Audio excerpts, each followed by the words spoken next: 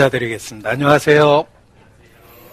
네, 전주교회 BTS 서도석입니다. 비웃는 소리가 여기까지 막 들리는데 BTS는 바이블 티처 서도석의 약자입니다. 이게 소강당입니다. 뒤에 배경화면이 파란데 제가 새파랗게 질려 있어서 잘 보이는지 모르겠어요. 총구 앞에 서 있는 그 병사처럼 카메라 앞에 서 있으면은 그 카메라에 대한 울렁증이 있어서 많이 떨립니다. 네. 그런데 기억나는 것은 세상 끝날까지 주님이 함께 하신다는 그 약속의 말씀이 있기 때문에 그 약속의 말씀을 기억하면 보이지 않는 청중도 보이는 것처럼 이런 그 마음을 갖게 됩니다. 아침에 일찍 나와서 교회당 청소하고 가시는 우리 형제자매님들을 봤습니다. 그래서 오늘 청중 없는 설교를 하게 됐지만 그래도 아침에 일찍 와서 교회당 청소하는 그 모습 속에서 교회가 함께하고 또 주님이 함께한다는 그 사실이 일깨워져서 큰 용기를 얻습니다. 기도로 시작하겠습니다. 살아계시며 역사하시는 거룩하신 아버지 하나님, 소망 없었던 저희를 그리스도 예수 안에서 불러주시고 하나님의 자녀 삼아주신 것 진심으로 감사를 드립니다. 매일의 삶을 소망 가운데 살 수 있도록 또 붙잡아 주시고 인도해 주시는 것도 주님께 감사를 드립니다. 하나님 앞에 우리의 연약함을 기억하며 더욱 살아계신 주님만을 의지하고 붙잡습니다. 그리스도 예수 안에서 우리를 용납해 주시고 또 주의 긍휼과 은혜를 더하심으로 매일의 삶 속에 함께해 주시기를 더욱 간절히 기도합니다. 우리가 겪고 있는 이 모든 어려운 일들이 오히려 협력하여 선이 될 수 있도록 성령께서 친히 주관해 주시고 역사해 주시기를 주님께 간구합니다. 이 마지막 때 더욱 신앙을 굳건히 할 수 있도록 주님 붙잡아 주시고 주님 만나는 그날 영광과 칭찬 가운데만 만날 수 있도록 우리의 모든 삶을 조종해 주시기를 주님께 기도합니다. 또 주님 안에서 2021년 첫 번째 집회를 1월 18일 내일부터 갖게 되었습니다. 비록 함께 모여서 복음을 전하지는 못하지만 그 전파되는 말씀이 온라인으로나마 말씀을 듣는 모든 사람 그 심령에 역사할 수 있도록 성령께서 역사해 주시고 함께해 주시기를 주님께 간구합니다. 주 예수를 믿으면 너와 내 집에 구원 얻으리라는 그 약속의 말씀이 이번 첫 번째 집회를 통해서 우리 각 가정에 이루어질 수 있도록 축복해 주시기를 주님께 간구합니다. 또 2021년 이 새로운 한 해를 새로운 마음으로 살 수 있도록 주님 계속해서 일깨워 주시고 붙잡아 주시기를 주님께 간구합니다. 새 포도주를 새 푸대에 넣어야 둘 다 보존된다고 일깨워 주신 것처럼 새로운 마음으로 새로운 날들을 살 수 있도록 주님 도와주시기를 더욱 간절히 주님께 기도합니다. 이 시간도 우리와 함께 하시겠다는 주의 약속의 말씀을 붙잡고 의지합니다. 주 성령께서 친히 주관하심으로 하나님의 영광만을 나타내 주시고 주의 진리의 말씀으로 우리 각 사람을 붙잡고 변화시켜 주시기를 주님께 간구합니다. 주께 모든 것을 의지합니다. 고마우신 우리 구주 예수님 이름으로 기도합니다. 아멘. 네, 성경 요한계시록 22장 12절로 13절 말씀입니다. 요한계시록 22장 12절로 13절 말씀. 성경 제일 끝장 423페이지 요한계시록 22장 12절로 13절 말씀을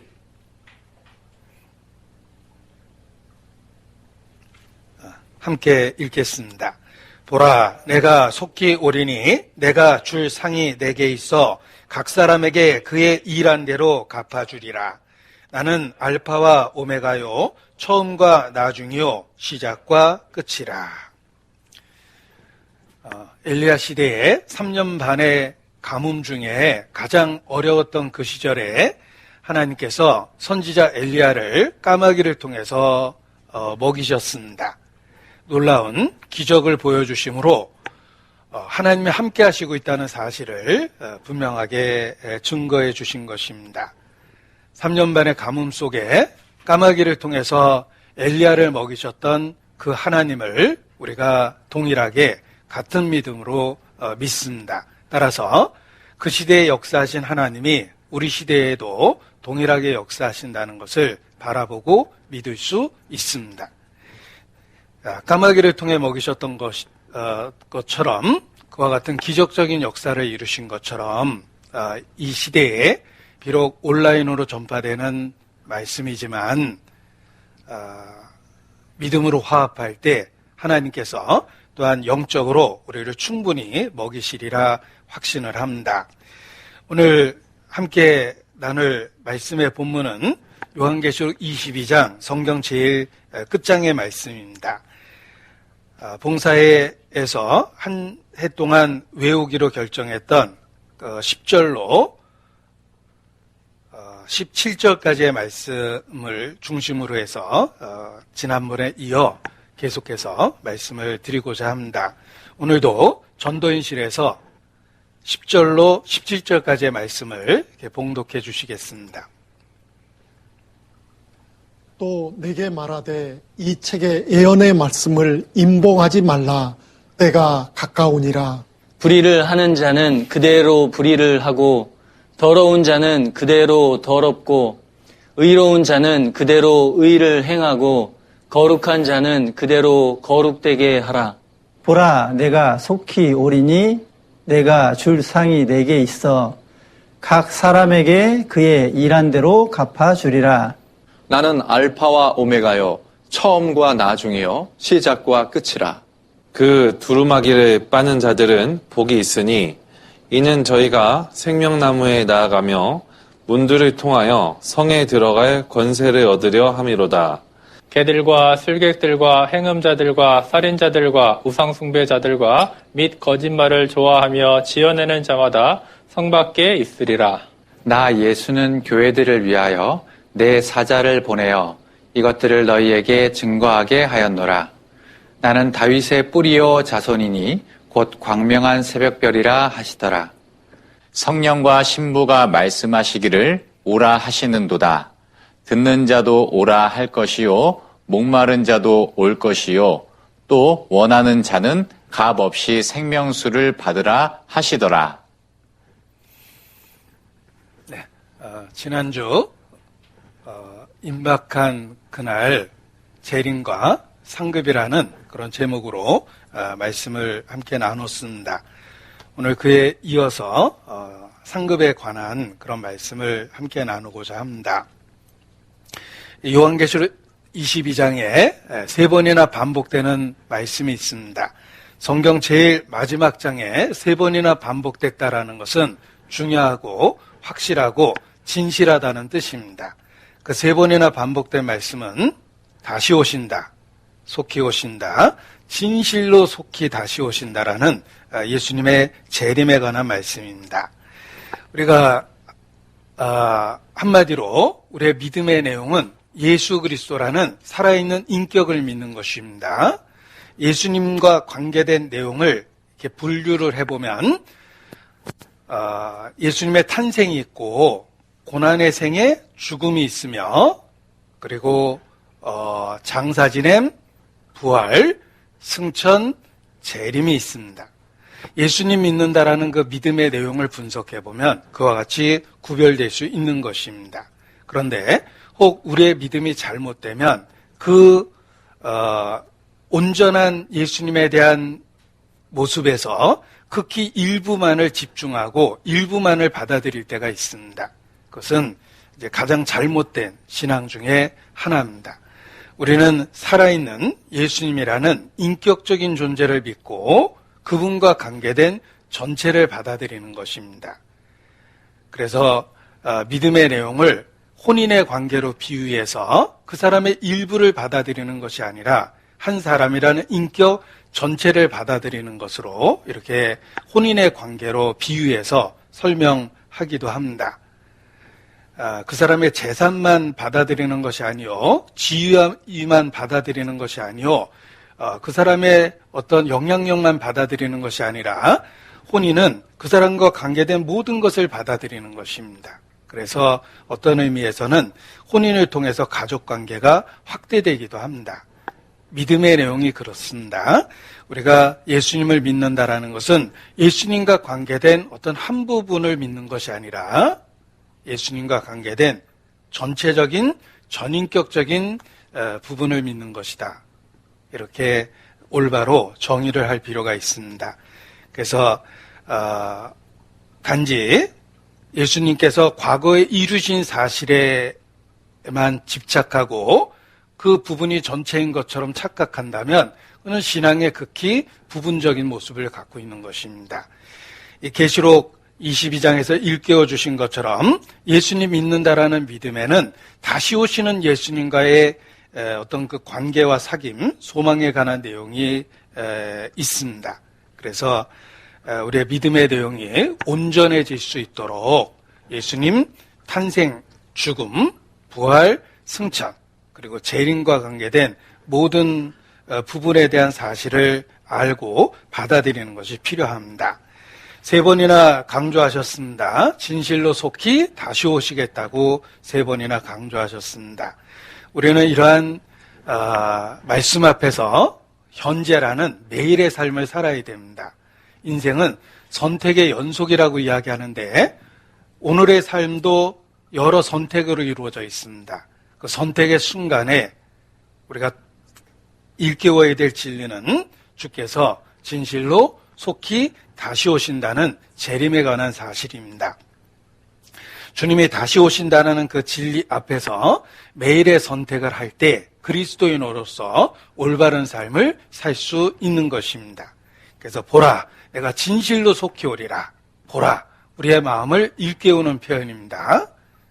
삶의 선택 앞에서 보라, 우리는 주님의 음성을 들어야 됩니다. 진실로 내가 속히 오리라 라는 그 음성을 들으며 매일의 선택을 해야만 합니다. 그것이 믿음으로 사는 삶입니다. 그리고 우리는 아직 이 세상에 있고 연약하기 때문에 다시 오실 주님을 바라보며 현재의 삶에 주님이 함께해 주시기를 간절히 열망하면서 살아야 됩니다. 그래서 우리가 마땅히 들어야 될 기도의 제목이 주여 나의 손을 붙잡고 인도해 주십시오라는 기도를 매일의 삶 속에서 드려야 됩니다. 내 인생에 한마디로 예수께서 적극적으로 개입해 주시기를 기도해야 되는 것입니다. 그러한 기도는 우리의 삶에 대한 주님의 주권을 인정하는 기도입니다. 주권을 인정한다는 말은 쉽게 표현하면 나의 소유권이 나를 구원하신 예수님께 있다는 것을 받아들이고 인정하는 것입니다. 그래서 살든지 죽든지 먹든지 마시든지 무엇을 하든지 라는 표현을 쓰는 것입니다. 한마디로 내 삶의 결정권은 주님께 있기 때문에 매일의 삶의 선택에 있어서 주님 그 선택에 적극적으로 개입해 주십시오. 주님이 결정해 주십시오라는 기도가 있어야 되는 것입니다. 그래서 찬송의 가사처럼 진흙과 같은 날 빚으사 새롭게 하여 주옵소서. 우리는 한 줌의 주님의 손에 들린 흙과 같은 존재이지만 주님이 우리를 빚으면 한 줌의 흙으로 작품을 만들 수 있다는 것입니다. 내 인생을, 이 보잘것없는 흙과 같은 내 인생을 주님이 작품으로 만들어 주십니다. 그래서 매일의 삶 속에서 주님, 내 인생에 적극 개입해서 주님이 결정해 주십시오라는 기도를 드리는 것이 믿음으로 사는 삶입니다. 이렇게 나이 들어서 과거의 삶을 뒤돌아보니까 어린 시절 그렇게 듣기 싫어했던 부모님의 잔소리가 내 현재 인생을 만들었구나라는 걸 뒤늦게 깨닫게 됩니다. 예를 들면 제 어린 시절에 저는 당연히 공부하기 싫었습니다. 노는 것이 더 적성에 맞았습니다. 그런데 공부한 이유 중에 하나는 부모님의 끊임없는 잔소리와 간섭 때문에 그나마 공부를 했던 겁니다.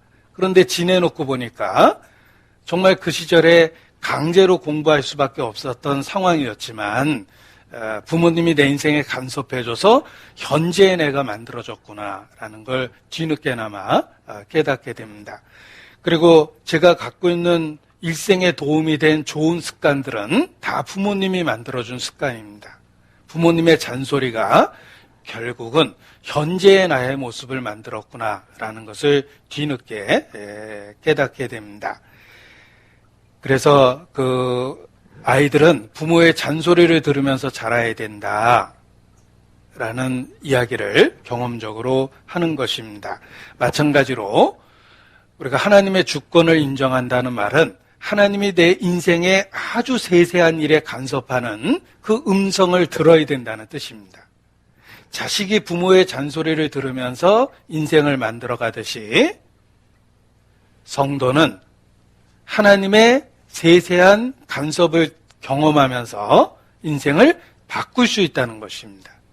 그래서 기도를 통해서 우리는 하나님의 그 세세한 음성, 우리를 인도하시는 그 음성을 듣고 우리의 삶을 조정할 수 있게 되는 것입니다. 욥기 33장을 보겠습니다.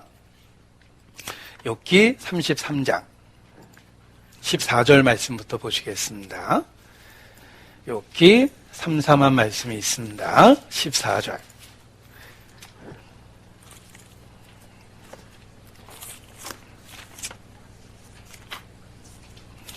욥기 33장 14절부터 제가 읽어드립니다.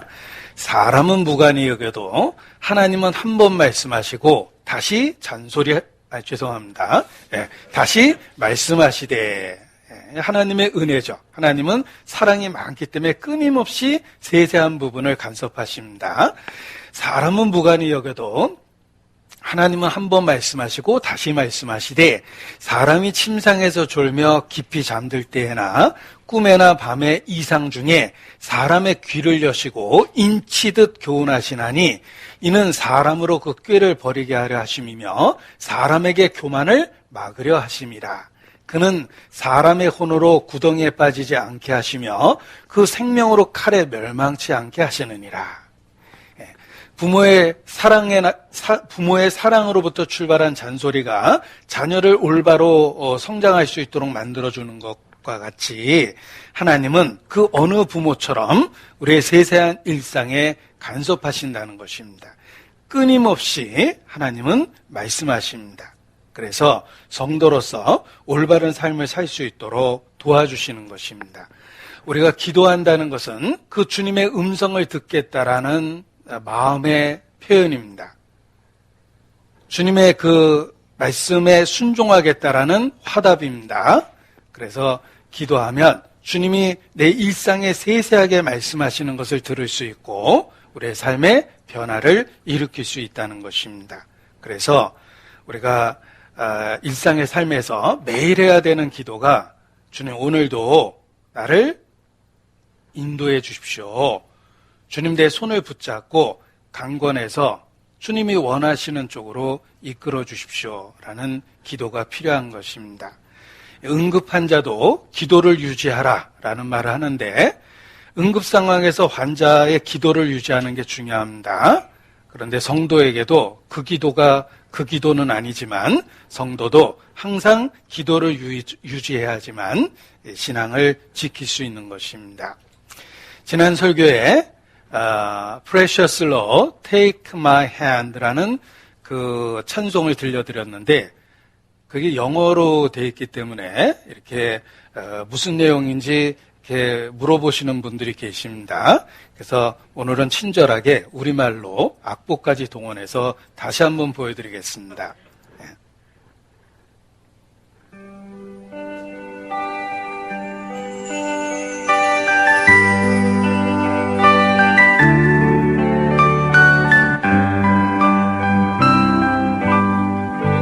주님여 이 손을 붙잡고 가소서. 약하고 피곤한 이 몸은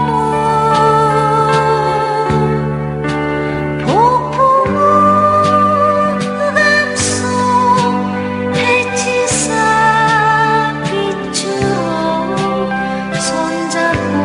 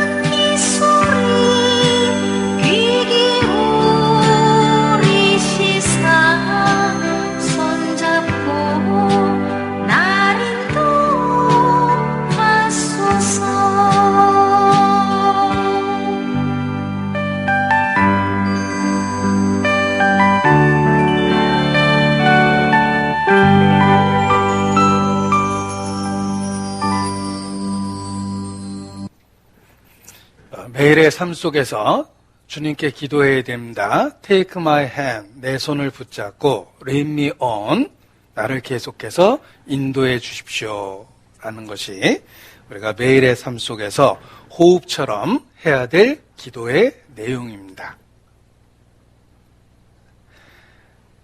그러할 때 보라, 내가 진실로 속히 다시 오리라 라고 말씀하신 주님 앞에 올바로 화답하는 그러한 삶을 살게 되는 것입니다. 12절 말씀, 요한계시록 22장 12절 다시 보겠습니다. 보라, 내가 속히 오리니 내가 줄 상이 내게 있어 각 사람에게 그의 일한 대로 갚아주리라. 자, 주님을 만나는 그날을 생각해 보십시오.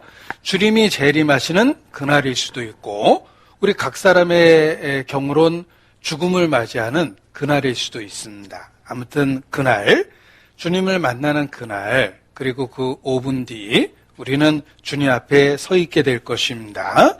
우리 모두 피할 수 없는 죽음을 통해서 하나님을 만나거나 또는 다시 오시는 주님 앞에 휴거라는 놀라운 경험을 통해서 주님을 만나거나 아무튼 주님 앞에 서게 될 것입니다.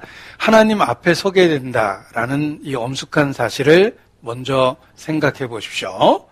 불신자는 홀로 하나님 앞에 서야 됩니다. 성도는 주님의 손을 붙잡고 함께 하나님 앞에 서게 될 것입니다. 불신자는 둘째 사망이라 일컬어지는 형벌을 위한 심판대 앞에 서게 될 것입니다. 성경에 크고 흰 보좌, 책들이 펼쳐져 있는 형벌을 집행하기 위한 심판대 앞에 불신자는 서게 될 것입니다. 그러나 성도는 그리스도의 손을 붙잡고 형벌의 심판대를 지나 그리스도의 심판대라고 일컬어지는 상급을 위한 심판대 앞에 서게 될 것입니다. 그래서 원어 공부하는 사람도 그리스도의 심판대를 원어상 분석해 보면 베마라고 해서 상급을 위한 그 심판대다라고 이야기합니다. 그 베마는 형벌을 주기 위한 심판대가 아니라 시상식과 같이 그 평가를 위해서, 삶에 대한 평가를 위해서 받게 되는 심판이기 때문에 베마라는 그런 그 특별한 그 단어를 쓰고 있다라고 이야기합니다. 자, 아무튼 불신자는 홀로 하나님 앞에 형벌을 위한 심판을 받기 위해 서게 될 것이며, 성도는 그리스도와 함께 형벌의 심판대를 지나 상급을 위한 심판대 앞에 그리스도와 함께 서게 될 것입니다. 이 그리스도와 함께 맞이하는 그 죽음 이후의 부활을 성경에서는 첫째 부활이라고 이야기합니다. 요한계시록 20장 5절부터 보겠습니다. 요한계시록 20장 첫째 부활 5절. 그 나머지 죽은 자들은 그 천년이 차기까지 살지 못하더라. 살아나지 못하더라. 이런 뜻입니다. 이는 첫째 부활이라. 왜냐하면 오직 성도만이 첫째 부활에 참여할 수 있기 때문에 그렇습니다. 그래서 6절에 이르시기를 이 첫째 부활에 참여하는 자들은 복이 있고 거룩하도다. 둘째 사망이 그들을 다스리는 권세가 없고 도리어 그들이 하나님과 그리스도의 제사장이 되어 천년 동안 그리스도로 더불어 왕노릇하리라. 그래서 왕 같은 제사장 겸 왕이 되는 거기 때문에 그 왕 같은 제사장이 된다. 성도는 왕 같은 제사장이다라고 이야기하는 것입니다. 이 왕 같은 제사장은 첫째 부활에 참여한 성도들만 해당되는 것입니다. 그리고 불신자는 이 첫째 부활에 참여하지 못하고 둘째 사망이라고 일컬어지는 형벌을 위한 심판대 앞에 서게 되는 것입니다.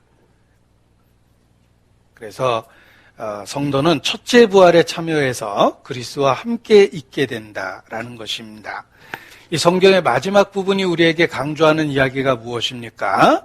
역사가 끝나면 확실히 구별된 두 종류의 사람이 있게 된다. 알곡 아니면 쭉정이, 곡식 아니면 가라지, 좋은 물고기 아니면 버려져야 될 나쁜 물고기, 우편에 선 양 아니면 왼편에 선 염소, 생명과 사망, 축복과 저주, 분명한 구별된 두 부류의 사람이 있게 된다라는 것을 우리에게 가르쳐 주시는 겁니다. 성도는 첫째 부활에 참여해서 그리스도와 함께 있게 되며 왕 같은 제사장이 되는 것입니다. 그 외의 사람들은 천년 동안 살아나지 못하다가 크고 흰 보좌 심판이라고 일컬어지는 둘째 사망의 형벌을 받는 심판대 앞에 홀로 서게 된다는 것입니다. 그래서 역사가 끝나면 확실히 구별된 두 종류의 사람이 있다라는 것입니다. 추수가 끝나면 알곡과 쭉정이는 구별됩니다. 추수 전에는 같은 밭에 함께 있게 되지만 결국은 구별될 수밖에 없는 것입니다. 모든 역사가 끝났을 때 두 가지 운명이 있다는 것입니다. 그것을 반복해서 가르쳐 주십니다. 14절, 요한계시록 22장 14절입니다. 보십시오. 22장 14절. 그 두루마기를 빠는 자들은 복이 있으니 이는 저희가 생명나무에 나아가며 문들을 통하여 성에 들어갈 권세를 얻으려 함이로다. 성에 들어갈 권세를 얻는 사람이 있습니다. 두루마기를 입고 있는 거룩한 자들, 그들이 성에 들어가는 권세를 얻습니다. 반면에 정반대의 운명을 갖고 있는 버려진 사람들이 있습니다. 여기 6 부류로 말씀하셨는데 15절 개들과 술객들과 행음자들과 살인자들과 우상숭배자들과 및 거짓말을 좋아하며 지어내는 자마다 성 밖에 있으리라. 자, 역사가 끝났을 때 확실히 구별된 두 종류의 사람이 있습니다. 성에 들어갈 권세를 얻은 두루마기를 입고 있는 사람들이 있습니다. 자, 두루마기입니다. 두루마리하고 헷갈리면 안 됩니다. 두루마리 종류에는 우리 집 화장지 뽀삐가 있습니다. 예, 어떤 분이 두루마리하고 두루마기를 헷갈리는데, 이 두루마기는 겉에 걸쳐 입는 예복을 의미합니다. 격식을 갖춘 예복을 두루마기라고 이야기하는 것입니다. 두루마리가 아닙니다. 그래서 예복을 입은 성 안에 들어가는 권세를 갖고 있는 사람들이 있고, 그리고 정반대에 쫓겨나서 성 밖에 있는 사람들이 있는데 6부류로 얘기하셨습니다. 개들, 술객, 행음자, 살인자, 우상숭배자, 거짓말하는 자, 이렇게 6종류를 이야기하셨습니다. 이것은 마지막 때 분명히 구별된 두 가지 부류의 사람들이 있다는 것입니다. 성 안에 있는 사람, 성 밖에 있는 사람입니다. 이게 이제 끊임없이 반복해서 강조하고 있는 말씀인데, 예를 들면 요한계시록 21장 7절을 보십시오. 요한계시록 21장 7절.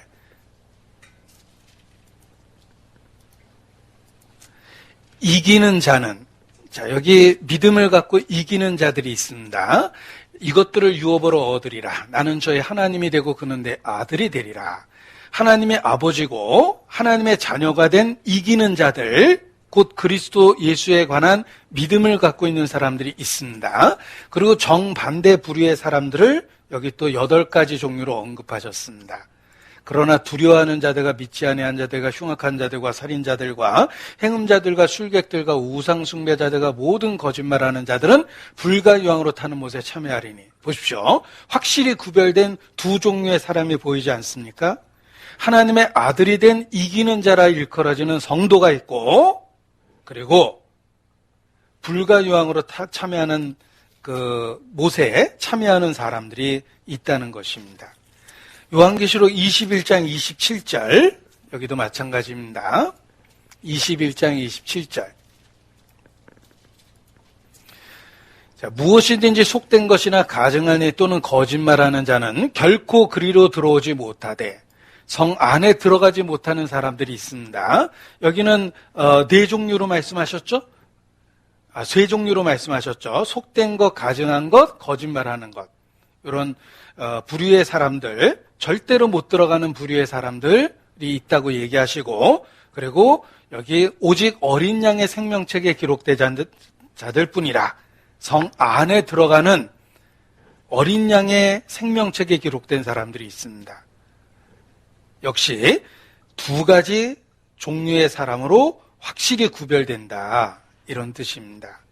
그래서 요한계시록 역사가 끝났을 때 마지막 이야기를 우리에게 보여주시는데, 역사가 끝났을 때 하나님 앞에 확실히 구별된 두 종류의 사람이 있다는 것입니다.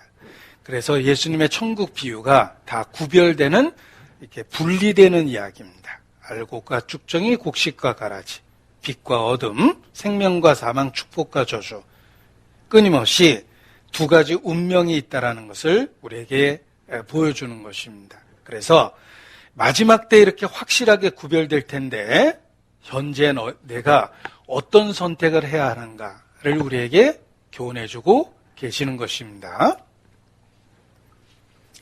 11절 말씀도, 22장 11절, 계시록 22장 11절도 보겠습니다. 자, 여기 두 부류로 나눌 수 있습니다. 여기 새파랗게 표시해 놓은 부류가 첫 번째 부류고, 나머지 부분이 두 번째 부류입니다. 불의를 하는 자는 그대로 불의를 하고 더러운 자는 그대로 더럽고, 이런 사람이 있고, 그 다음에 의로운 자는 그대로 의로 행하고 거룩한 자는 그대로 거룩되게 하라. 이렇게 확실하게 두 부류의 사람으로 구별된다라는 이야기를 하고 계십니다. 자, 내 자신이 이렇게 확실히 구별된 두 가지 분류의 사람들이 있는데, 내 자신이 어디에 속해 있는지 한번 생각해 보십시오. 내 자신이 이기는 자에 속할까, 성 안에 있는 자에 속할까, 아니면 혹 성 바깥에 불과 유황으로 타는 못에 참여한다라는 그 경고를 받고 있는 사람에 속할까 확인하는 방법이 있습니다. 보십시오. 여기 불의를 하는 자는 그대로 불의를 하고 더러운 자는 그대로 더럽고, 더러운 상태에서는 그 더러운 상태에 계속 있게 되면 더러운 일을 하게 됩니다. 그래서 이 말씀의 뒷부분이 그 사람의 상태라면 이 상태가 죄를 짓도록 만들어내는 것입니다. 나쁜 나무니까 나쁜 열매를 맺힌다고 그랬죠. 더러운 자는 그대로 더럽고 그 더러운 상태를 그대로 유지하고 있으면 끊임없이 죄를 일상적으로 짓고 생활화해서 짓습니다. 삶의 라이프 스타일 자체가 그냥 죄에 익숙해요. 죄성이 이끄는 대로 그냥 사는 겁니다. 여기 그대로라는 말은 그게 새삼스럽지 않다는 거예요. 계속해서 살았던 삶의 스타일이란 뜻입니다. 그래서 내가 어느 부류에 속해 있는지를 알 수 있는 방법이 있습니다. 내 라이프 스타일을 보는 거예요. 불의를 하는 자는 그대로 불의를 하고 더러운 자는 그대로 더럽게 두라. 그냥 자신의 라이프 스타일이 자신의 운명이 어떠할지를 보여주고 있다는 것입니다. 반대로 의로운 자는 그대로 의로 행하고 거룩한 자는 그대로 거룩되게 하라. 거룩된 상태에 있으면 그 거룩된 상태가 거룩한 일을 하게 만들어줍니다. 그래서 의로운 일을 하게 되는 거예요. 뒷부분은 상태고 앞부분은 그 상태가 만들어내는 외적인 행동들입니다. 그래서 내가 어디에 속해 있는지를 확인하는 방법은 단순한 신앙 고백을 분석하면 잘못 분석할 수도 있다는 거예요. 내 라이프 스타일을 분석을 해보라는 겁니다. 그대로라는 말은 그 영적 상태가 일상의 삶 속에 그대로 표현되어 있기 때문에 쉽게 알 수 있다는 거예요. 특히 처음에는 구별이 안 되지만 마지막 때가 되면 될수록 확실하게 구별이 됩니다. 그래서 자신이 알곡에 속해 있는지 쭉정이에 속해 있는지 모습이 마지막 때가 되면 될수록 확실하게 드러나게 되어 있습니다. 보십시오. 밭이 있습니다. 알곡이 있고 쭉정이가 있습니다. 자랄 때에는 어느 게 알곡이고 쭉정인지 구별하기가 어렵습니다. 시간이 해결해 줍니다. 시간이 지나면 알곡은 알곡처럼 되고 쭉정이는 쭉정이처럼 됩니다. 내 믿음이 진실한지 어떻게 확인할 수 있습니까? 시간과 상황이 확인을 해줍니다. 정말 알곡이라면 알곡처럼 점점 변화됩니다. 그래서 의를 행하는 자는 그대로 의를 행하고 거룩한 자는 그대로 거룩되게 되는 겁니다. 반면에 내가 쭉정이라면 라이프 스타일이 입증을 해줘요. 불의를 행하고 그냥 계속해서 그게 라이프 스타일이 됩니다. 죄 짓는 게 일상이 되고 삶의 일부분이 되고 그냥 더럽게 되는 거예요.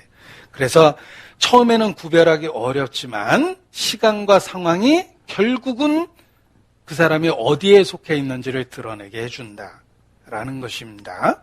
자, 이러한 말씀은 우리 모두에게 무서운 경고가 됩니다. 특히 졸고 있는 사람, 또 이 시간에 어디 유원지에서 말씀 부분적으로 듣고 있는 분들은 특히 조심해야 돼요. 그럴 가능성이 많거든요. 입으로는 신앙이 고백이 되는데 생활로는 절대 안 따라옵니다. 이게 시간과 상황이 그 생명의 진실함을 보여주게 된다는 거예요. 마태복음 13장입니다. 마태복음 13장 26절. 마태복음 13장 26절.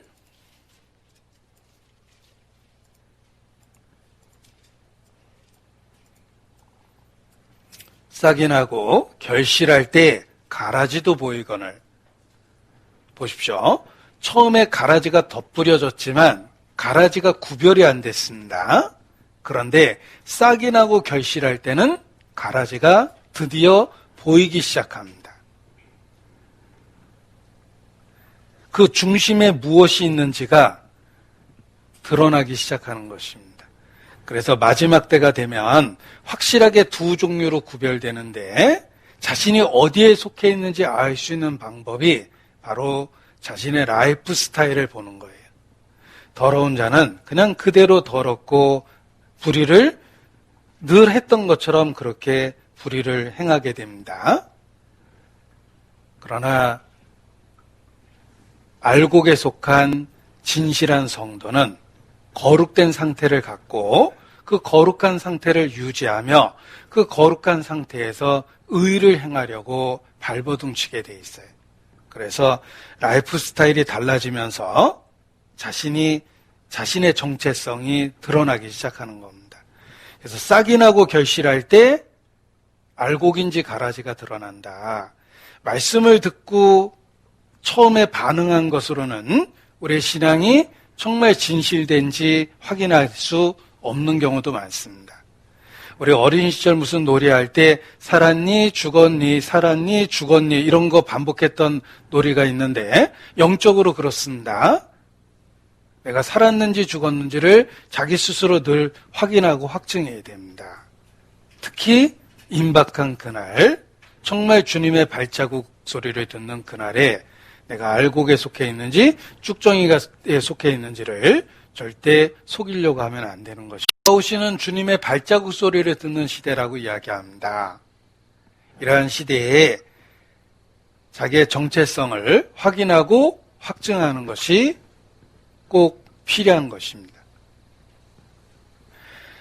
계시록 22장에 다시 오신다고 3번이나 강조하셨습니다. 확실성과 진실성, 중요성을 강조하신 건데, 그런데 심판에 관한 말씀을 경고하시면서 아까 8종류, 4종류, 3종류 계속 쫓겨나는 사람들에 대한 이야기를 했는데 거기에 꼭 들어있는 공통된 한 종류의 사람이 있습니다. 3번이나 반복해서 경고하신 종류의 사람인데 어떤 종류의 사람인지 보겠습니다.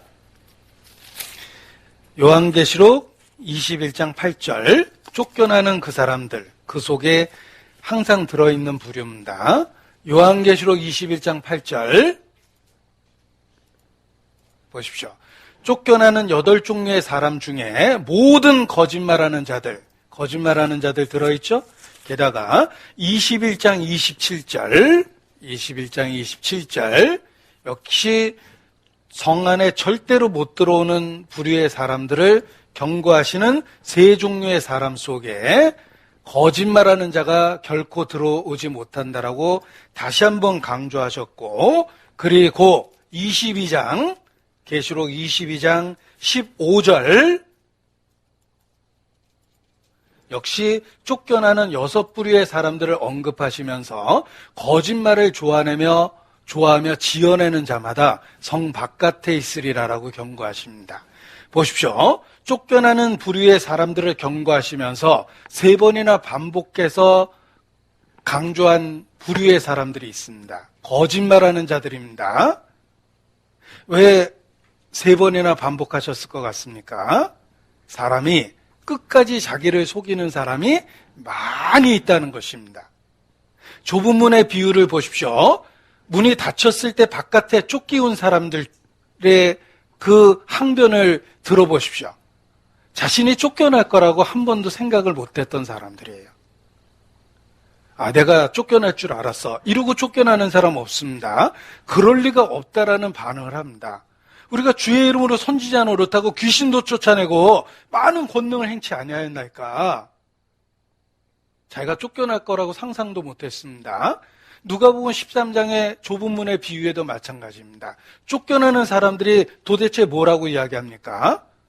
주님은 우리 앞에서 가르치셨고 우리는 주님 앞에서 먹고 마시고 하지 아니하셨나이까. 주님과 친했다라고 주장을 합니다. 이런 부류의 사람들이 끝까지 자기를 속이는 거짓말하는 자들입니다. 성경은 잘못된 믿음에 대한 경고가 많습니다. 파손된 믿음, 믿음에서 떠나는 사람, 믿음을 배반한 사람, 처음 믿음을 저버리는 사람, 믿음에서 벗어나는 사람, 버리운 믿음을 가진 사람. 믿음이라는 단어를 쓰고 있지만 잘못된 경우가 많다라는 걸 끊임없이 경고합니다. 그런데 끝까지 그 경고를 걷들었기 때문에 결국은 쫓겨나게 되는 것입니다.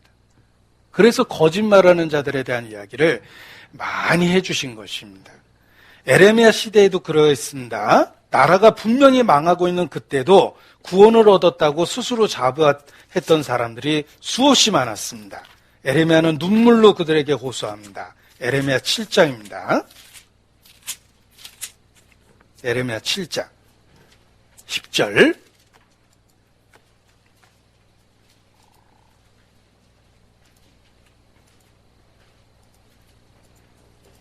에레미야 7장 10절.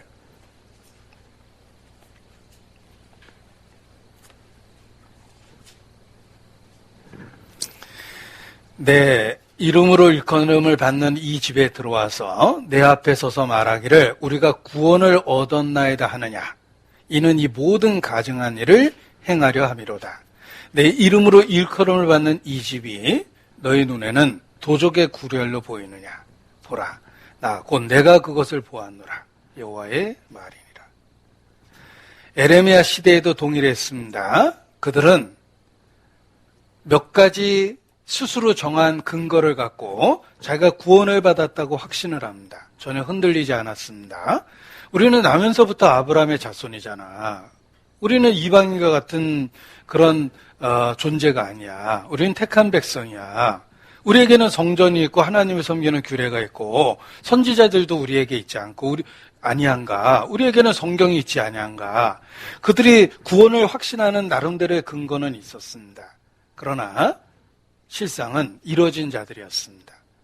에레미야 시대에도 그러했는데 기독교 역사 속에서도 그런 사람들이 수도 없이 많습니다. 그래서 끝까지 자기를 속이는 존재들이 있기 때문에 거짓말하는 자들에 대한 경고를 3번이나 해주신 것입니다. 구세군의 창시자 윌리엄 부스가 타락되는 기독교를 보고 무서울 정도로 정확하게 그 결과를 예언했습니다. 앞으로 점점 더 기독교가 타락하게 되면 20세기 최고의 기독교 위기가 올 것이다. 그러면서 5가지 현상을 예언했는데 우리 시대의 기독교의 모습과 타협된 우리들의 모습과 너무나 비슷합니다. 성령 없는 기독교, 그리스도 없는 기독교, 거듭남 없는 속죄, 하나님 없는 도덕, 지옥 없는 천국. 제가 이 5가지를 갖고 요즘에 기독교 베스트셀러를 읽어봤습니다. 그런데 그리스도 없이 하나님에 대한 이야기로 가득 차 있고 천국 얘기는 하는데 형벌과 죄와 지옥에 대한 경고는 없습니다. 속죄는 이야기하는데 성령에 의한 새로운 삶의 변화에 대한 언급은 흐지부지합니다. 그래서 거짓말하는 자들에 대한 경고를 3번이나 반복하신 겁니다. 최고로 거짓말을 잘하는 사람은 자기까지 속이는 사람입니다. 자기를 속인 자. 그게 최고의 거짓말장인데 기독교 안에 그런 사람들이 아주 많습니다. 철로역정을 읽어보면 다양한 등장인물이 있습니다. 정로를 걷고 있는 크리스찬, 기독도가 있는데 크리스찬이 만나는 많은 사람들이 있습니다. 그들의 정체성이 그 이름에 들어있습니다. 예를 들면 옆으로 새서 샛길에서 잠이 든 3사람이 있었는데 그 3사람의 이름은 미련쟁이, 게으름쟁이, 거드름쟁이입니다. 이름 자체가 캐릭터죠. 천성을 가는 그 길에서 잠들어 있는 3사람입니다. 명목상의 크리스찬, 신앙이 입술에만 있고 일상의 삶에 없는 사람들이 좌한번연 시대에도 많이 있었기 때문에 그렇게 비유한 것입니다. 그리고 또 한참 길을 가다 보니까 담을 넘어 들어오는 2사람이 있었습니다. 그래서 문으로 들어오지 않고 담 넘어 들어오면 도적이라고 그랬는데 하고 이렇게 논쟁이 벌어집니다. 그 담 넘어 들어온 두 사람의 이름이 형식주의자와 위선자예요. 역시 이름 자체가 그들의 그 캐릭터를 보여주는 것입니다. 좁은 문을 통과하지 않고 담을 들어왔습니다. 담을 넘어 들어옵니다. 단순한 신앙 고백만으로 자기가 구원을 받았다고 생각하고 감정적인 감동을 받은 것이 구원의 전부라고 생각하고 실제 삶의 변화가 없는데 구원을 받았다고 스스로 확신하는 겁니다. 씨 뿌리는 비유에 돌짝밭에 떨어진 씨죠. 말씀을 듣고 기쁨으로 받았지만 그 말씀으로 인해서 생기는 어려움을 견딜 마음이 없어요. 적당한 선에서 타협하고 그게 정상인 것처럼 그냥 그대로 지내는 겁니다. 이 철로역정에 여러 가지 잘못된 캐릭터가 많이 나옵니다. 그 중에 우리에게 최고 경고가 되는 캐릭터는 무지입니다. 이그노런스라고 표현된 무지는 죽음의 강도 건너가서 천성 문 앞에까지 옵니다. 정말 험난한 길을 온 거죠. 그러나 천성문 바로 앞에서 지옥으로 뚝 떨어집니다. 그래서 지옥으로 떨어지는 그 문은 장망성에만 있는 게 아니라 천성에 가는 그 길에도 있다라는 그 교훈을 받게 됩니다. 천국문 앞에서 지옥으로 떨어진 사람이 무지입니다. 그 무지의 고향 이름이 써 있는데 고향 이름이 전주가 아니고 자만이라는 고향에서 출발한 무지예요. 자만이라는 고향에서 출발해서 천성 문 앞에까지 와서 지옥으로 뚝 떨어지는 존재가 바로 이그노런스라는 무지입니다. 그 무지의 대사를 제가 공부하느라고 노트에 다 옮겨 적어봤던 적이 있습니다. 무지가 하는 말이 있습니다. 그가 하는 말과 고백을 제가 이렇게 노트에 다 적어봤는데 불행하게도 내 주변에서 많이 듣는 고백을 그가 하고 있습니다. 뭐 이런 겁니다. 나는 주의 뜻을 알고 있어. 지금까지 나름대로 착하게 살아왔어. 최선을 다했어. 나는 기도했고 금식했고 11조도 드렸고 구제도 했어. 나는 천성을 위하여 고향을 떠나서 이렇게 길을 나서지 않았어. 나는 내 고장의 종교를 지금까지 따라왔어. 나름대로 믿는다고 그렇게 이야기합니다. 그런데 거듭난 경험도 없고 거듭나야 될 필요성도 느끼지 못합니다. 그리고 당신이나 나나 길을 가는 건 마찬가지인데 무슨 차이가 있냐고 계속 이야기합니다. 그는 교만하고 자기중심적이며 치명적인 문제가 무엇이냐면 배우려는 의지가 없었어요. 교만은 배우려는 의지를 없애버립니다.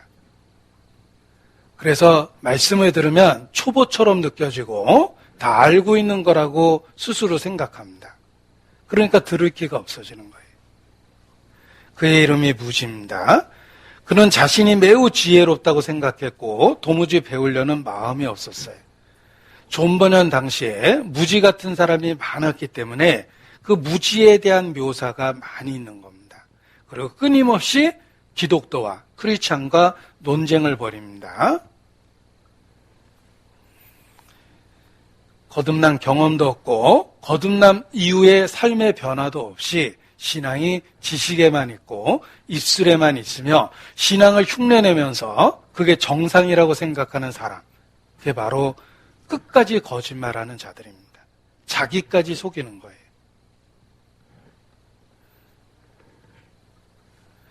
왜 그런 불행한 일이 생깁니까? 자기로서 자기를 비교했기 때문에 그래요. 성경을 갖고 자기를 본 게 아니라 자기로서 자기를 비교했고 더 치명적인 문제가 있습니다. 다른 사람과 자기를 비교한 거예요.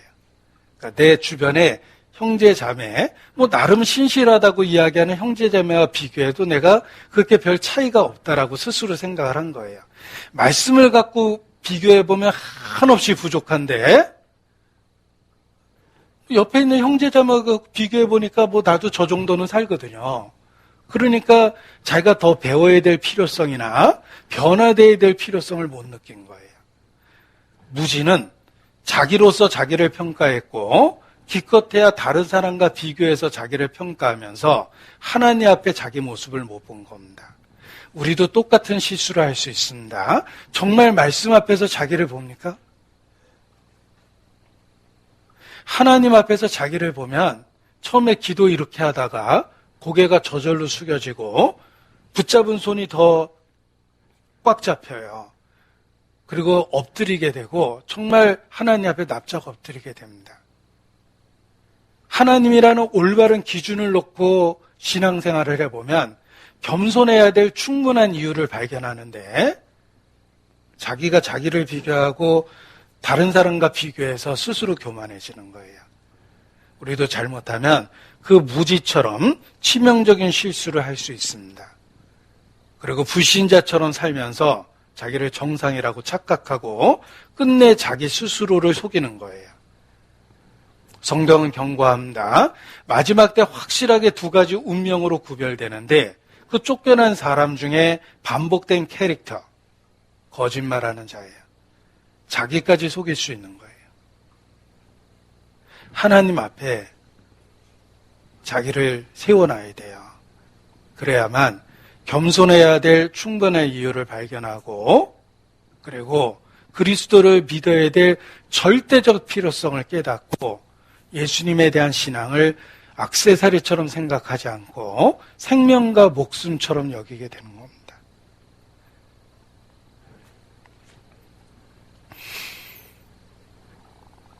그래야만 죽은 자를 살리는 부활의 능력을 주님을 통해서 경험하게 돼서 삶의 변화가 일어나는 거예요.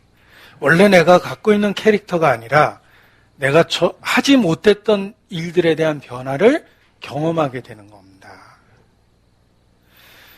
아무런 삶의 변화 없이 단순한 교리적인 문답이나 마음의 감동을 받았다는 순간적인 경험만을 갖고 자기를 속이는 사람은 주님의 발자국을 소리를 듣는 이 시대에 가장 치명적인 잘못된 선택을 하는 것입니다.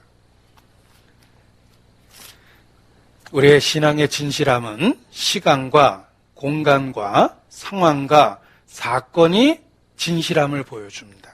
시간을 견뎌내야 돼요. 상황을 견뎌내야 돼요. 즐거울 때나 괴로울 때나 병약할 때나 건강할 때나 부할 때나 가난할 때나 우리는 인생의 풍파를 겪습니다. 우리 인생이 그렇잖아요. 낮과 밤의 쉬옷이 반복되는 것처럼 절대로 우리 인생에 좋은 일만 있을 수는 없어요. 그런데 그 상황과 사건을 겪으면서도 신앙이 변함없고 일정한 것은 진실됨을 보여주는 거예요. 그런데 시간을 견디지 못하고 상황을 견디지 못하고 사건을 견디지 못하고 사람을 겪어내지 못하면 그 신앙이 잘못된 걸 보여주는 겁니다. 어떤 분은 교회를 떠나면서 누구 때문에 상처받았다고 교회를 떠납니다. 가족이 그렇습니까? 내가 큰 누나 때문에 상처받았기 때문에 호적 파간다 이러진 않잖아요.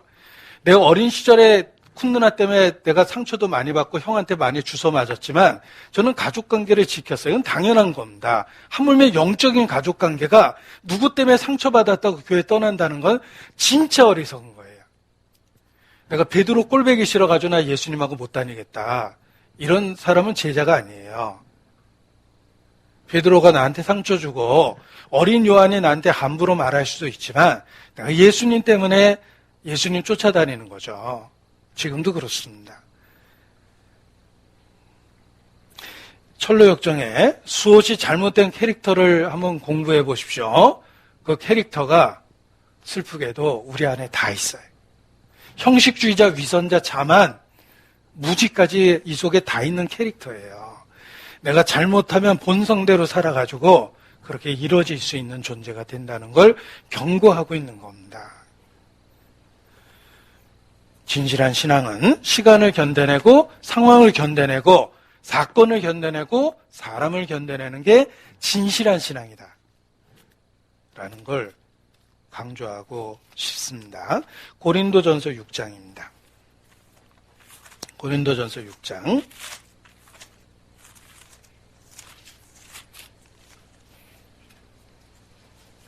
9절입니다.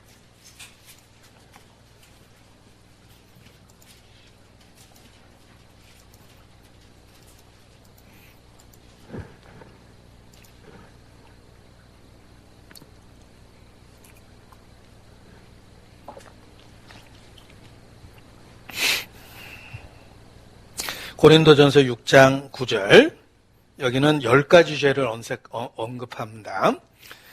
10가지가 뭔지 한번 보시죠. 불의한 자가 하나님 나라를 유업으로 받지 못할 줄 알지 못하느냐. 미혹을 받지 말라. 10가지를 언급하십니다. 음란한 자나 우상 숭배하는 자나 간음하는 자나 탐색하는 자나 남색하는 자나 도적이나 탐남한 자나 술 취하는 자나 후욕하는 자나 토색하는 자들은 하나님 나라를 유업으로 받지 못하리라. 죄를 생활화하고 더러운 상태에서 그대로 더럽고 그 상태에서 불의를 그대로 행하고 그러면서도 자신이 마치 구원받은 것처럼 그렇게 스스로 생각한다면 자기까지 속인 거예요. 미혹을 받지 말라 그랬죠. 그런 일은 절대 없다라는 거예요. 왜냐하면 거룩한 자는 그대로 거룩하고 의를 행하는 자는 그대로 의를 행한다.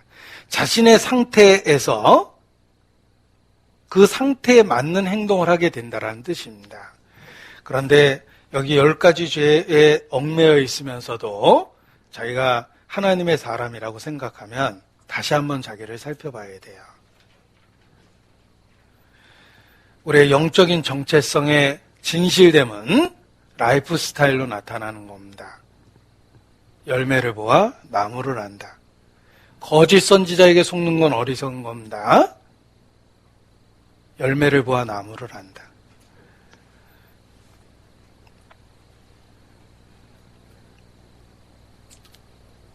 그들의 삶의 모습이 그들의 영적 모습을 보여주는 겁니다. 아니, 우리 자신이 그렇다는 거예요. 그래서 죄를 생활화하고 돌이킬 마음이 없고 죄와의 치열한 싸움이 없고 그냥 죄 자체가 자신의 일상적인 삶의 스타일이 돼 있다면 내가 아마도 가라지가 아닌가.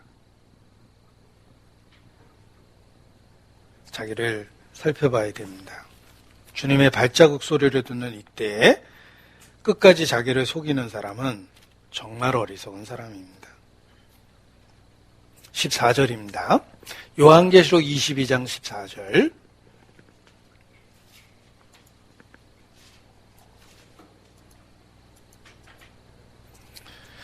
여기 성에 들어갈 권세를 얻은 사람들이 있습니다. 그들은 흰 두루마기를 입고 있는 사람들이에요. 그들은 그 흰 두루마기를 계속해서 희게 유지하려고 노력하고 있습니다. 자, 그 두루마기를 빠는 자는 복이 있다. 두루마기를 빠는 자가 누굽니까? 바로 진실한 성도들이며 알곡에 속해 있는 사람입니다. 성도의 특징이 그러하다는 겁니다. 성도의 특징은 두루마기를 빠는 자예요. 첫 번째, 두루마기를 입고 있습니다. 두 번째, 그 입고 있는 두루마기를 계속해서 빨고 있어요. 빨고 있다라는 말은 현재형이며 희게 만들려고 계속해서 노력하고 있다는 뜻이에요. 이것이 참된 성도입니다. 마지막 두 가지 운명으로 구별되는데 성 안에 들어가는 성도의 모습을 보십시오. 그들은 분명하게 두루마기를 입고 있습니다. 그리고 그들의 삶의 모습은 두루마기를 빨고 있는 모습이에요. 이것이 성 안에 들어가는 권세를 얻은 성도들의 모습이라는 거예요. 그래서 성도는 구원의 두루마기, 곧 예복을 입고 있다. 철로역정도 마찬가지입니다. 좁은 문을 통과했을 때 입고 있는 더러운 옷을 벗기고 새로운 옷을 입혀줍니다. 깨끗한 세마포 옷을 입혀줍니다. 그것이 우리에게 이루어진 구원을 보여주시는 거예요. 성도는 두루마기를 입고 있습니다. 하나님이 주신 예복입니다. 이 두루마기는 흰색이에요. 저는 우리 민족에 대한 자부심이 생겼어요. 우리 민족이 누굽니까? 배달의 민족뿐만 아니라 백이민족이죠. 배달만 잘하는 게 아니라 백의민족입니다. 흰옷을 즐겨 했습니다. 심지어는 농사 짓는 굳은 일을 할 때도 흰옷을 고집해서 입는 민족은 저희밖에 없대요. 어떤 사람들은 그거는 이렇게 염색하는 기술이 없어서 그런 거 아니냐라고 그러는데 우리나라는 염색 기술이 초기부터 발달된 나라 중에 하나입니다. 그래서 화려한 염색 기술을 갖고 있었음에도 불구하고 백성들은 흰옷 입기를 즐겨해서 국가에서 제발 그만 입으라고 법으로 금했던 시절도 있다라고 이야기합니다. 역사를 보면. 성도가 그렇습니다. 성도는 백의민족이에요. 하나님이 입혀준 흰옷을 입고 있는데 이 흰옷을 우리의 영적인 옷을 희게 만들 수 있는 유일한 비결이 있습니다. 빨래는 희게 만들려면 잿물에 삶아야 되지만 영적인 옷을 희게 만들려면 예수님 피로 씻어야 돼요. 피 흘림이 없은즉 죄사함이 없기 때문에 그렇습니다. 우리가 흰 옷을 입고 있다는 말은 피로 완전히 잿물에 삶듯이 피로 씻었기 때문에 희게 된 거예요. 요한계시록 7장입니다. 요한계시록 7장 13절입니다. 요한계시록 7장 13절. 장로 중에 하나가 응답하여 내게 이르되 이 흰옷 입은 자들이 누구며 또 어디서 왔느뇨? 조선의 백성입니다. 예. 이제 육신적으로는 그렇게 대답했는데 영적으로는 성도들입니다.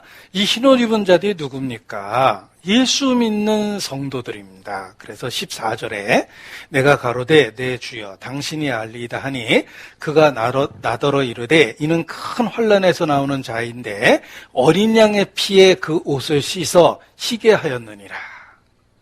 이 흰옷 입은 사람이 누구냐면 어린 양의 피에 옷을 씻은 사람들입니다.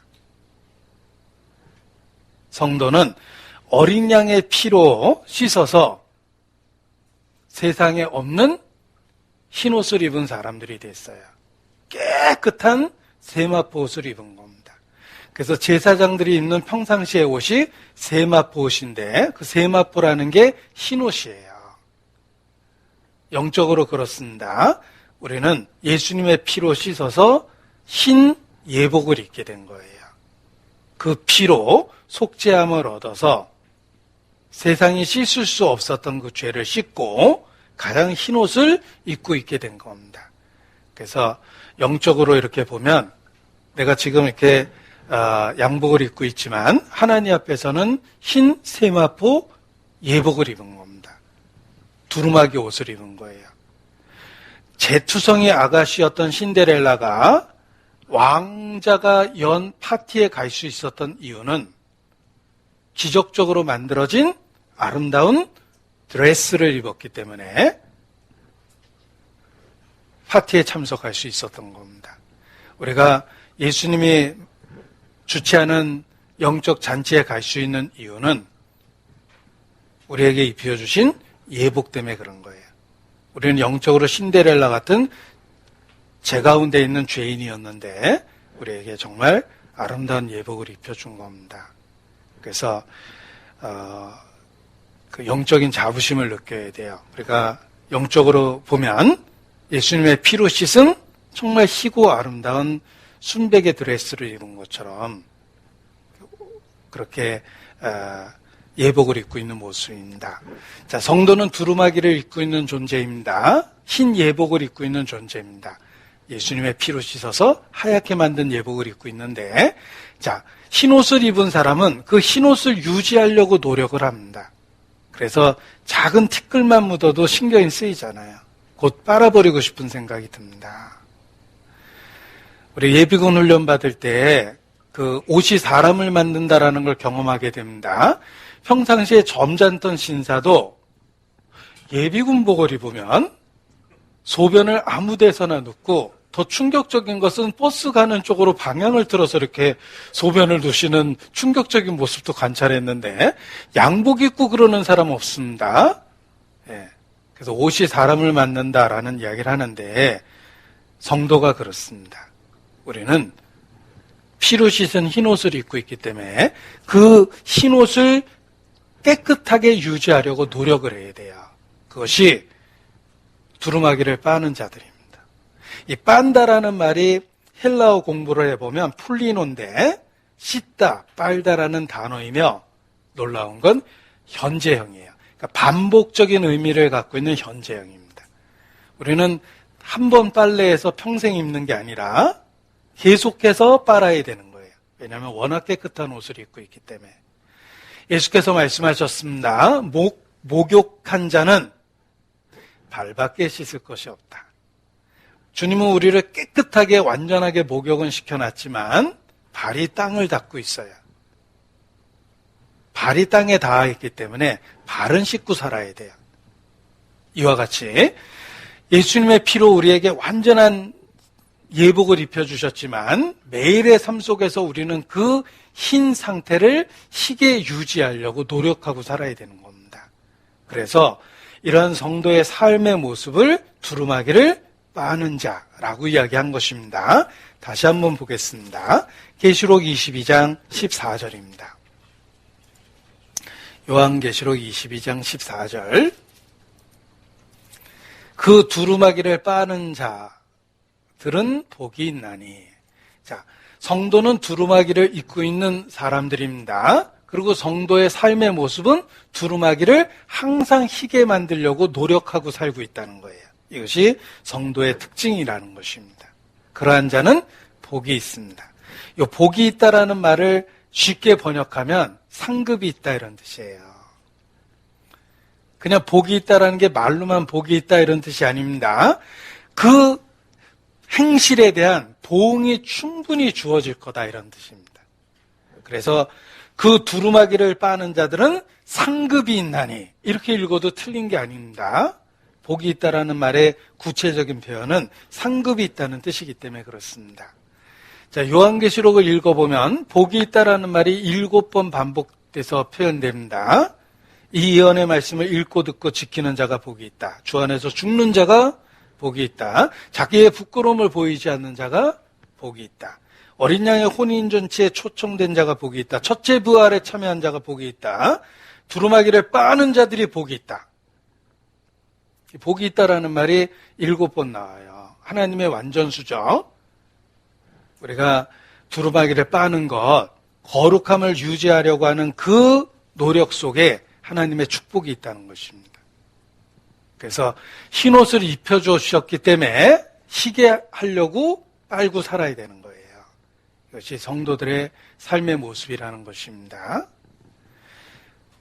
우리가 이 땅에 육체를 갖고 살 때 육체의 죄성은 끈질길 정도로 남아있어요. 우리가 이 땅을 떠나는 그 순간까지 우리에게 달라붙어 있습니다. 그래서 10년이 지나고 20년이 지나도 육체는 그대로예요. 죽는 그 순간까지 육체는 그대로예요. 그런데 주님은 우리를 세상과 구별할 수 있도록 만들어 주시고 그 붙어있는 육체로부터 우리를 끊임없이 희게 구별시켜 만들어 줍니다. 그래서 죄가 그 사람의 반복된 생활 습관이 되거나 그 사람의 캐릭터가 되지 않도록 만들어 주신다는 거예요. 돼지와 양은 둘 다 구렁텅이에 빠질 수 있습니다. 길이 잘못된 거죠. 둘 다 구렁텅이에 빠집니다. 그런데 그 구렁텅이에 빠지면 돼지는 빠진 김에 뒹굴고 누워있답니다. 좋네. 네. 딱 자기의 그 본성과 맞죠. 근데 양은 털을 갖고 있기 때문에 그 더러운 구렁텅이에 빠져서 젖자마자 깜짝 놀라서 솟구쳐 나온답니다. 돼지와 양은 구렁텅이에 둘 다 빠질 수 있지만 반응이 다르다는 거예요. 돼지는 누워서 즐기고 양은 튀쳐나온다는 겁니다. 털이 다 젖고 계속 누워있으면 털이 다 엉겨붙잖아요. 빗질이 안 될 정도로 오염물질이 달라붙어 버립니다. 우리 계속해서 관리한 털은 빗을 대보면 알아요. 빗이 쭉 가죠. 근데 관리 안 한 털은 머리 3일 있다 빗어보면 아시죠? 걸립니다. 툭 걸리고 힘을 주면은 쭈루룩 뽑히죠. 예. 양은 털이 있기 때문에 젖거나 더러운 게 묻으면은 본성상 튀쳐나오게 돼 있어요. 영적으로 그러합니다. 우리가 약한 세상을 살다 보면 더러운 게 들어올 수 있지만 죄성은 거기서 뒹굴어요. 그런데 주님이 주신 새로운 마음은 거기서 벗어나려고 발버둥치게 됩니다. 그래서 자기의 영적인 정체성이 드러나게 되는 것입니다. 자, 성도의 모습을 보십시오. 성 안에 들어가는 이긴 자라고 일컬어지는 성도의 모습을 보십시오. 두루마기를 입고 있는 사람입니다. 그 성도의 특징은 두루마기를 빨고 있다라는 거예요. 내가 진실한 성도인지를 확인해 보십시오. 정말 피로 씻어 깨끗한 예복을 입고 있습니까? 그리고 그 깨끗해진 예복이라는 걸 알고 있기 때문에 그 예복을 깨끗하게 유지하려고 노력하고 있습니까? 그것을 통해서 자기의 영적 정체성이 드러나는 것입니다. 우리를 더럽게 하는 육체의 일은 심오한 성경 공부를 통해서 깨닫는 게 아닙니다. 누구든지 알 수 있는 쉬운 것들이에요. 그 육체의 일로부터 자기를 지켜내야 됩니다. 그것이 목욕한 자가 발을 씻는 모습이며 흰옷을 입고 있는 사람이 흰옷을 지키려고 유지하고 있는 모습이라는 거예요. 우리를 더럽게 하는 육체의 일이 뭔지 보겠습니다. 어려운 게 아니라고 그랬죠? 갈라디아서 5장입니다. 19절.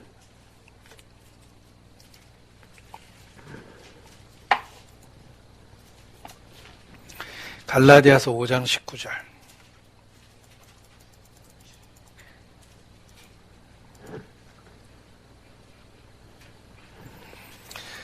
육체의 일이 무엇일까? 어려운 게 아닙니다. 우리가 본성 속에서 평생 경험하고 있는 거기 때문에 그렇습니다. 육체의 일은 현저하니 아주 분명하다는 거예요. 그러면서 여기 죄를 언급하셨는데 또 이거 다 세어보면 15가지입니다. 그런데 제일 먼저 언급한 게 무슨 죄일까? 음행과 더러운 것과 호색과. 성적인 죄를 제일 먼저 언급하셨어요. 로마서 13장 한번 보겠습니다. 어머니의 암송 말씀입니다. 로마서 13장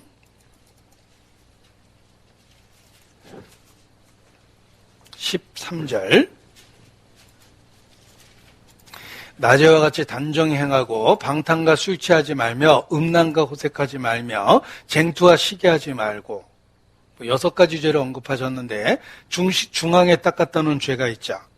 음란과 호색하지 말며. 아까 육체의 일의 첫 번째 언급했던 내용입니다. 고린도 성도들에게 경고한 바울의 편지를 보겠습니다. 고린도 후서 12장 21절. 또 내가 다시 갈 때 내 하나님이 나를 너희 앞에서 낮추실까 두려워하고 또 내가 전에 죄를 지은 여러 사람의 그 행한 바 더러움과 음란함과 호색함을 회개치 함을 인하여 근심할까 두려워하노라. 자, 상업도시였던 고린도 성도들, 거기에 살고 있는 고린도 성도들은 많은 자극적인 것에 노출될 수밖에 없었습니다. 바울은 그들에게 다시 갈 때 너희가 이런 일을 행한 것을 회개치 아니할까 두렵다. 이렇게 이야기합니다. 그리고 언급한 3가지 죄가 있는데 더러움과 음란함과 호색함입니다. 제가 이 죄에 대한 공부를 하면서 여러 가지 다양한 죄를 언급하시는데 끊임없이 반복되는 죄가 있다는 걸 발견했습니다. 그 죄가 바로 성적인 죄예요. 자, 성적인 죄는 어떻게 생각하면 피해자가 없을 수도 있어요. 성인이기 때문에 상호 합의하에 죄를 졌다 이런 말 쓰죠. 내가 누굴 해친 게 아니라는 거예요. 다른 죄는 도둑질하거나 이런 건 누군가 피해자가 생기잖아요. 그런데 성적인 죄는 성인이 서로 합의하에 죄를 졌는데 이런 생각이 듭니다. 그런데 왜 그럼에도 불구하고 다른 죄보다 이렇게 항상 강조해서 언급하셨을까? 그 이유가 있습니다. 그 이유가 이 성도는 우리의 육체가 성령이 계시는 성전이 되었기 때문에 성전 관리를 잘해야 된다는 거예요. 누구에게 피해를 주는 적극적인 범죄도 있지만은 성도는 적어도 이 안에 성령이 계시기 때문에 성령의 전을 잘 관리해야 될 절대적인 필요성이 있습니다. 그래서 음행에 대한 책망을 많이 하신 거예요. 그래서 더러움과 음란함과 호색함 이런 죄를 반복적으로 언급하신 겁니다. 다윗도 하나님의 사람이라고 일컬어졌지만 성적인 죄에서 엎어졌어요. 그래서 누구든지 자기 관리를 잘해야 됩니다. 그것이 두루마기, 주님이 입혀주신 두루마기를 깨끗게 유지하기 위해서 꼭 필요하고, 그리고 절대로 타협해서는 안 되는 죄가 성적인 죄라는 거예요. 그래서 이렇게 언급하셨습니다. 자, 성도의 특징은 두루마기를 입고 있다. 그리고 두루마기를 항상 깨끗하게 유지하는 삶의 그 모습을 갖고 있다는 것입니다. 그래서 두루마기를 빠는 자, 바로 진실한 성도에 대한 묘사입니다. 자, 그런데 우리가 우리 자신을 깨끗게 해야 된다는 것이 깨끗게 한다는 것 자체가 목적이 아닙니다. 깨끗게 해야지 주님이 우리를 선한 일에 사용하실 수 있다는 것입니다. 보십시오. 단지 내가 죄를 범치 않는 것, 그것이 목적은 아니에요. 만약 그것이 내 인생의 목적이라면 식물인간 되면 돼요. 이 순간부터 보조장치를 달고 꼼짝도 못하게 누워있으면 됩니다. 죄질 일이 없잖아요. 우리가 단지 죄를 안 짓는 것이 인생의 목적이라면 어디 수도원에 격리돼 가서 있으면 돼요. 가족관계 다 끊어버리고 같이 살래니까 죄 짓잖아요. 미워하고.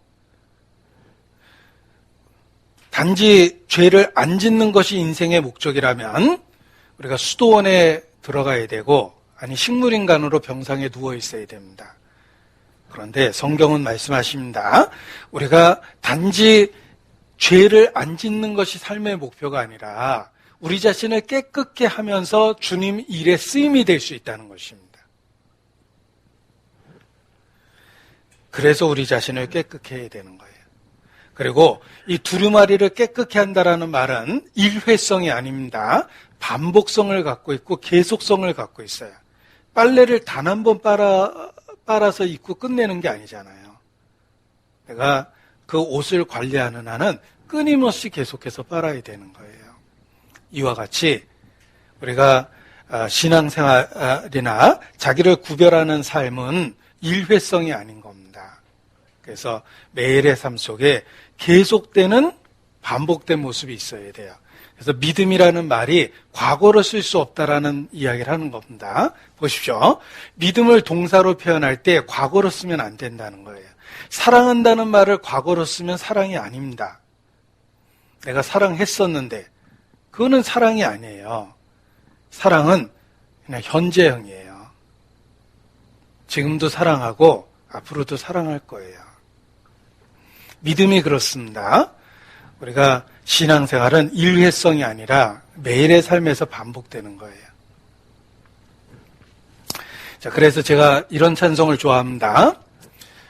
영어로 되어 있습니다. 왜냐하면 신앙의 계속성을 보여주는 표현이기 때문에 제가 영어로 되어 있는 그 찬송을 좋아합니다. I just keep trusting my Lord as I walk along. I just keep trusting my Lord and He give a song. The storm cloud darken the sky over heavenly tree. I just keep trusting my Lord. He will never fail. 뭐 이런 찬송이 있습니다. 잘 부를 수 있었는데 뭐 이런 그 생각도 듭니다. 자, 아무튼 가사는 제가 정확하게 전달을 했습니다. trust가 믿음이라는 단어의 동사형을 썼는데 보면 I just keep trusting my Lord 이렇게 표현했습니다. keep trusting 계속해서 한다라는 의미를 갖고 있는 거예요. 우리의 신앙은 일회성이 아니라 계속성을 갖고 있습니다. 현재형을 갖고 있고 그리고 거룩하게 구별되는 것은 일회성이 아니고 반복성을 갖고 있다는 거예요. 그래서 한 번의 순종이 아니라 계속되는 순종입니다. 한 번 가고 끝내는 길이 아니라 계속해서 가는 길입니다. 그래서 학창시절에 외웠던 시지만 신앙생활할 때 늘 적용합니다. 고지가 바로 적인데 예수말 수는 없다. 넘어지고 깨어지고라도 부둥켜 안고 가야만 하는 결례가 있다. 고지가 바로 적인데. 천국이 바로 적인데 예수와 말수는 없다. 한 조각 심장만 남거들랑 부둥켜 안고 가야만 하는 성도가 있다. 천국이 바로 적인데. over there. 바로 적인데. I just keep trusting my Lord as I walk along. 내가 걸어가는 이 길 속에 주님을 계속해서 믿습니다. 라는 이런 고백이 필요한 겁니다. 자, 매일 결단을 해보십시오. 주님 다시 오신다는 진리 앞에서 매일 결단을 해보십시오. 나는 이 길을 가리라. 주님 다시 오실 때까지 나는 이 길을 가리라. 이러한 우리의 치열한 영적 매일의 싸움 속에서 주님은 약속하십니다. 상급이 있다고. 보십시오. 전쟁을 왜 합니까? 전쟁은 승리를 통해서 영적, 그러니까 탈취물을 얻을 수 있기 때문에 그래요. 보십시오. 전쟁을 해서 영토를 넓히면 그 영토를 사용하는 거에 대한 그 대가를 받을 수 있고, 영토를 넓히면은 영토를 지나갈 때 통행료를 받게 됩니다. 그래서 고대 전쟁을 한 이유는 영토를 통해서 넓혀서 조공을 받고, 영토를 넓히면 영토 사용에 대한 그 대가를 지불해야 돼요. 그리고 그 영토를 지나가는 모든 상인들은 통행료를 내야 돼요. 요즘 말로 관세예요. 통행료를 내야 되는 거예요. 이 산적이 길 막고 돈 뜯죠. 통행세죠. 요즘 관세가 일종의 산적질이에요. 예. 국경을 오고 갈 때 돈을 뜯잖아요. 예. 전쟁은 탈취물이 있기 때문에 전쟁을 하는 거예요. 다윗과 솔로몬 시대에 왜 부강했습니까? 전쟁을 통해서 땅을 넓혀놨어요. 그래서 최고의 전성기를 갖게 된 겁니다. 영적 전쟁이 그러합니다. 우리가 치열한 영적 전쟁을 하면 주님은 반드시 상급으로 갚아줘요. 너희의 행위에는 상급이 따름이라. 그래서 영적 전쟁을 하는 거예요. 내가 전쟁을 포기하면 포로가 되는 거예요. 내게 있는 보화를 다 빼앗겨야 돼요. 그런데 내가 치열한 영적 전쟁 가운데 살면 얻는 대가가 무엇이냐면 영적인 탈취물을 얻게 되는 거예요. 그래서 우리는 살아있는 한 예복을 깨끗게 하듯 거룩해 하기 위한 치열한 영적 전쟁에 참여해야 된다라는 것입니다. 그러한 자에게 복이 있습니다. 자, 두루마기를 빠는 자에게 복이 있다. 바꾸면 두루마기를 빠는 자들에게 상급이 있다. 대가가 있다는 거예요. 창세기 15장입니다. 창세기 15장.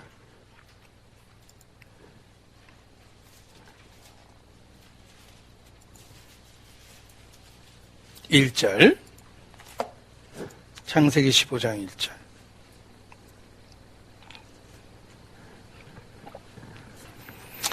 이후에 여호와의 말씀이 이상 중에 아브라함에게 임하여 가라사대 아브라함아 두려워 말라 나는 너의 방패여 너의 지극히 큰 이렇게 감정이 복받쳐서 제가 지금 좀 쉬고 있습니다. 지극히 큰 상급이니라. 우리의 주님은 우리의 상급 그 자체예요. 주님을 섬기는 것, 주님과 관계된 일에 참여한다라는 것은 다 보상이 있다라는 거예요.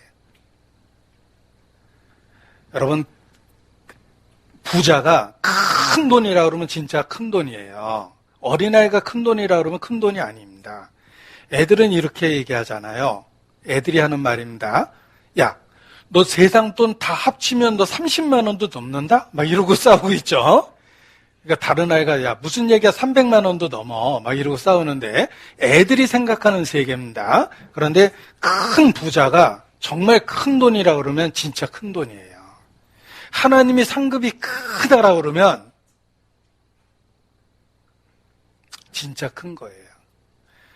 내가 우주를 크다라고 그러는데 내가 크다라고 생각하는 거는 기껏해야 별 몇십 개 보고 우주가 크다라고 얘기한 거예요. 하나님이 우주가 크다라고 얘기했을 때는 모래 같은 별을 보고 크다라고 얘기하신 거예요. 하나님이 상급이 크다라고 얘기하면 진짜 큰 거예요. 우리에게 필요한 건 믿음이에요.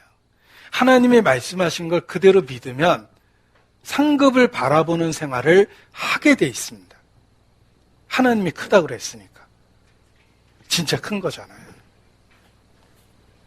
이사야서 40장 10절입니다.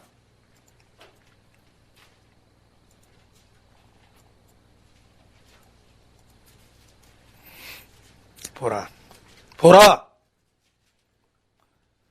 그만 졸고 보라 그러죠? 예? 보라!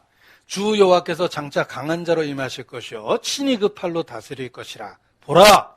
상급이 그에게 있고 보응이 그 앞에 있으며 성도에게는 상급을 줍니다. 불신자에게는 보응을 줍니다. 전쟁을 해보십시오. 아군에게는 상급을 줍니다. 적군에게는 보응이 있습니다. 아군과 적군을 헷갈리면 안 됩니다. 성도와 불신자는 달라요. 성도에게는 상급을 주고 불신자에게는 보응을 주는 거예요. 이사야서 62장 11절입니다. 이사야서 62장 11절 여호와께서 땅끝까지 반포하시되 너희는 딸 시온에게 이르라. 다시 읽겠습니다. 저희 하나님 말씀을 잘못 읽으면 또 밤에 자괴감이 들어서 제가 잠이 안 옵니다. 여호와께서 땅끝까지 반포하시되 너희는 딸 시온에게 이르라. 보라! 내 구원이 임하느니라. 보라! 상급이 그에게 있고 보응이 그 앞에 있느니라 하셨느니라. 자, 아군에게는 상급, 적군에게는 보응, 성도에게는 상급, 매마, 그리스도의 심판대. 악인에게는 백보자 심판, 보응이 있는 거예요. 우리가 믿는 주님은 우리에게 큰 상급이 되십니다. 이것이 보십시오. 우리 인터넷 앞에 있는 분도 화면을 보십시오. 화면을 보십시오. 보십시오.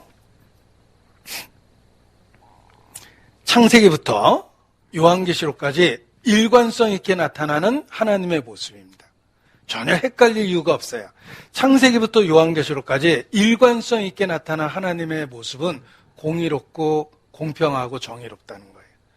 그래서 하신 말씀이 있어요. 행한 대로 갚으리라.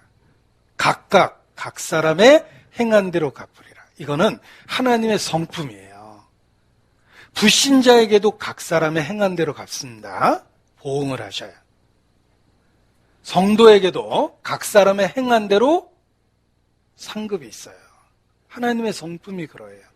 제가 이거 힘들게 다 찾아놨기 때문에 시간은 됐지만 보여드려야 돼요. 아까워서. 보세요. 욥기 34장 11절 사람의 일을 따라 보응하사 각각 그 행위대로 얻게 하시나니 시편 62편 12절 주여 인자함도 주께 속하였사오니 주께서 각 사람의 행한 대로 갚으심이니이다. 에스겔 33장 20절 이스라엘 족속아 내가 너의 각기 행한 대로 심판하리라. 인자가 아버지의 영광으로 천사들과 함께 오리니 그때 각 사람의 행한 대로 갚으리라. 심는 이와 물 주는 이가 일반이나 각각 자기의 일하는 대로 자기의 상을 받으리라. 요한계시록 제에도 말씀하십니다. 내가 너희 각 사람의 행위대로 갚아주리라. 창세기부터 계시록까지 일관성 있게 나타난 하나님의 모습입니다. 상급과 보응의 차이는 있죠? 아군과 적군을 다루는 방법은 다르지만 하나님은 각 사람에게 행한 대로 갚으십니다. 우리의 삶이 그냥 이 세상에서 끝나는 게 아니라는 걸 기억하십시오. 반드시 하나님 앞에 서서 각 사람의 행한 대로 상급을 받게 됩니다. 그것을 기억하면 매일의 삶의 선택이 바뀌어요. 하나님은 우리에게 희생하라고 이야기하는 게 아닙니다. 내 인생 갖다 하나님이 쓸 데도 없어요. 내가 없이도 천지를 창조하신 하나님이 나한테 뭘 희생하라고 요구하는 게 아니라 우리에게 상급받을 기회를 주는 거예요. 너도 참여하라. 우리에게 희생을 요구한 게 아니라 기억하십시오. 믿음을 요구하신 거예요. 주님 앞에 다시 서서 행한 대로 그 갚음을 받을 거라는 믿음이 있으면은 매일의 삶이 달라집니다. 시간 관리가 달라지고 물질을 쓰는 게 달라지고 우리의 삶에 힘을 사용하는 것, 우리의 삶을 소진하는 그 내용이 달라진다라는 거예요. 그래서 예수님을 믿는다라는 것은 단지 속죄의 사실만을 믿는 것이 아니라 다시 오신다는 사실도 믿는 것이며 다시 오신다라는 내용 속에 우리의 모든 현재의 삶이 평가될 거라는 것을 믿는 것입니다. 그것을 믿으면 오늘의 삶의 선택이 바뀝니다.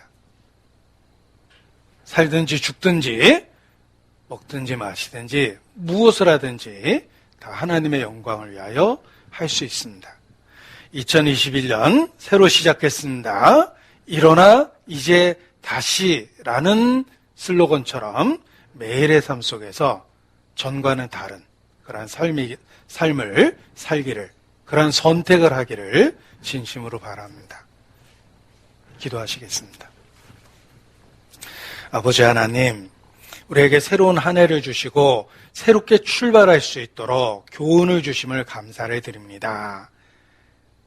우리에게 주어진 2021년이 주님을 곧 만날 수 있는 그런 마음과 태도로 살 수 있도록 주장해 주시고 전과 달라질 수 있도록 주의 능력과 은혜를 더해 주시기를 주님께 간구합니다. 어려운 상황 속에서도 내일부터 전도 집회를 계획했습니다. 주님이 주관해 주시고 축복해 주시며 우리 자신을 새롭게 만들 수 있도록 계기로 삼아 주시고 또 무엇보다 우리가 믿고 있는 이 놀라운 진리를 우리의 사랑하는 사람들과 함께 나눌 수 있도록 주님 주관해 주시기를 주님께 부탁을 드립니다. 주께 의지합니다. 한 주간 축복된 한 주가 될 수 있도록 주님 예비하시고 함께하여 주시옵소서. 고마우신 우리 구주 예수님의 이름으로 기도합니다. 아멘. 네. 가자. 네. 광고가 있겠습니다.